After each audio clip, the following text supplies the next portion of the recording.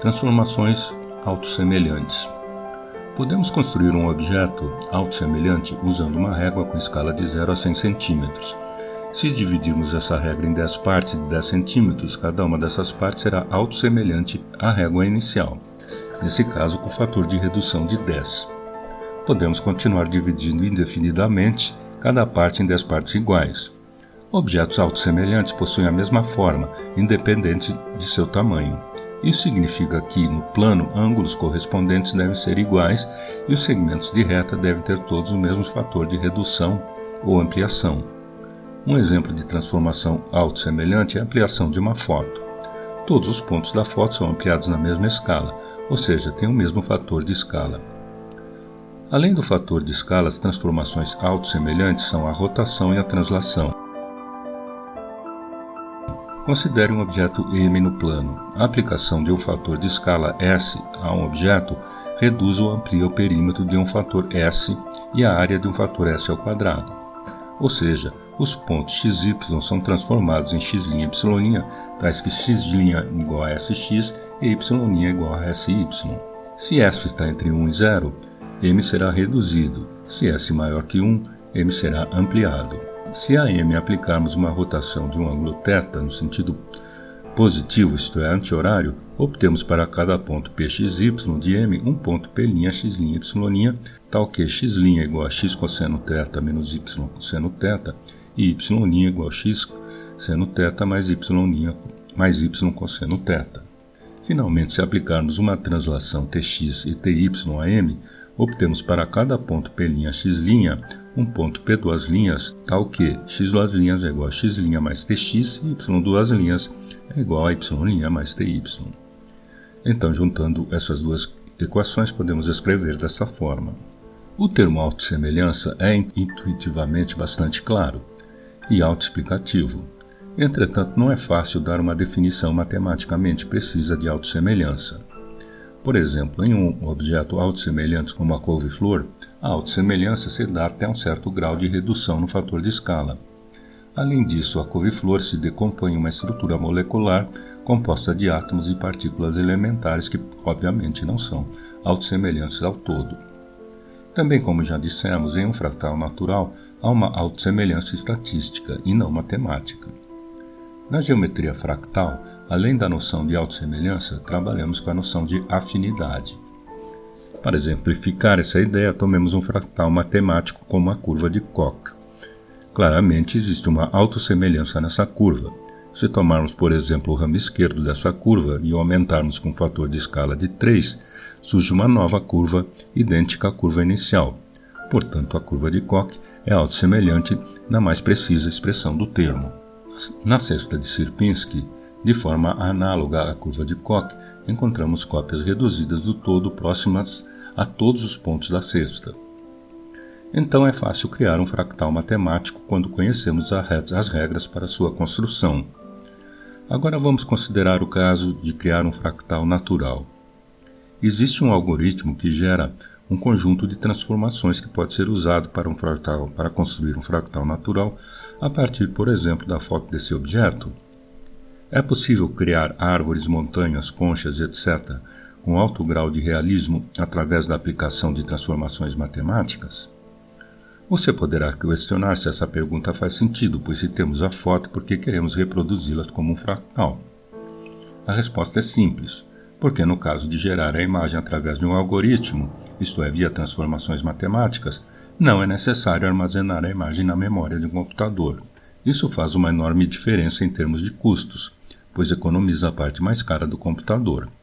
Imagine se no lugar de armazenar imagens que consomem megabytes de memória, fosse possível usar somente alguns poucos kilobytes de fórmulas matemáticas para gerar as imagens. A resposta para a pergunta acima é afirmativa e deriva de um teorema inventado por Barnsley chamado Teorema da Colagem. Eu não vou provar esse teorema, mas apenas explicar a ideia.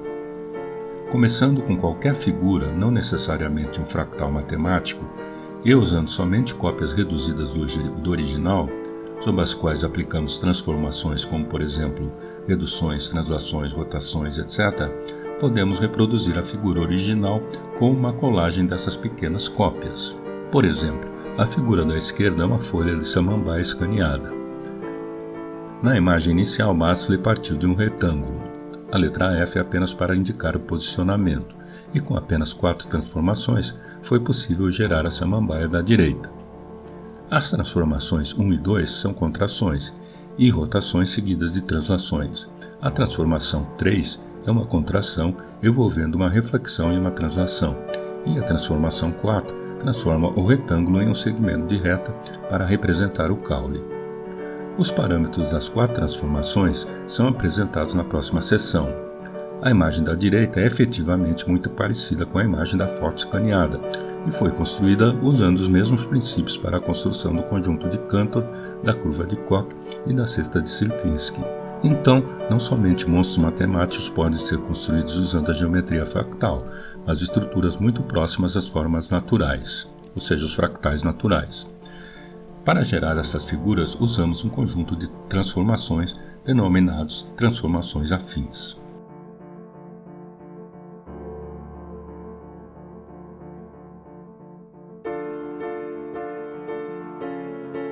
Uma transformação afim é a que preserva a colinearidade, isto é, todos os pontos que estão em uma linha permanecem na linha após a transformação e as relações das distâncias, isto é, os pontos médios dos segmentos, continuam sendo pontos médios após a transformação.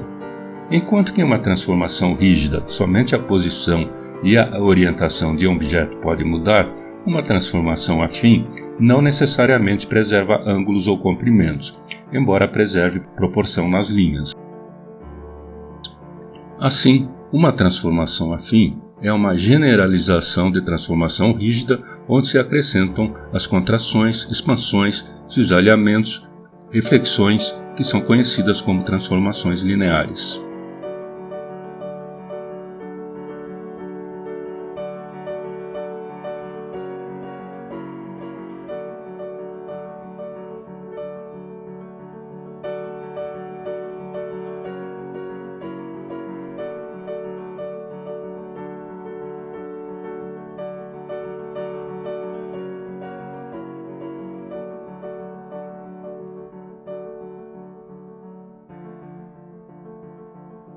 A seguir, descrevemos matematicamente esta série de transformações.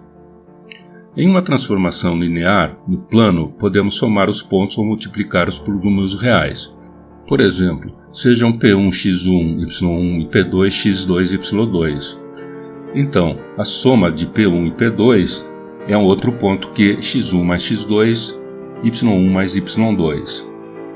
E SP é igual a Q, SX, SY, onde S é o fator de escala e Q é um novo ponto no plano.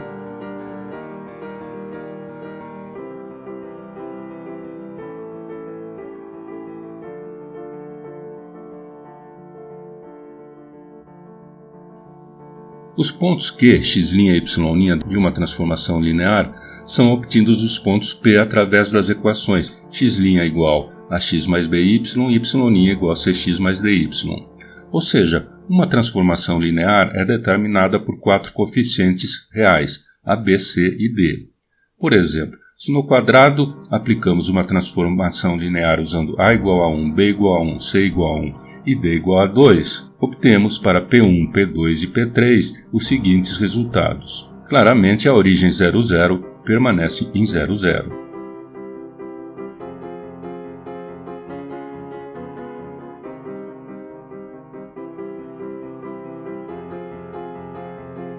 Uma transformação afim é uma transformação linear seguida de uma translação.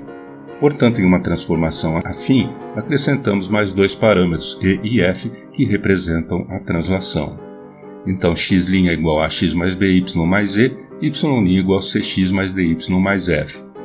Por exemplo, uma transformação afim aplicada ao quadrado, onde E igual a 2 e F igual a 3, nos levará a esses 4 pontos. Agora, quais são os pontos deixados invariantes nas transformações afins? Estes serão os pontos onde Q de x' e y' igual a P de xy. Ou seja, x igual a x mais by mais e, e y igual a cx mais dy mais f. Obtemos essas duas equações com esses pontos.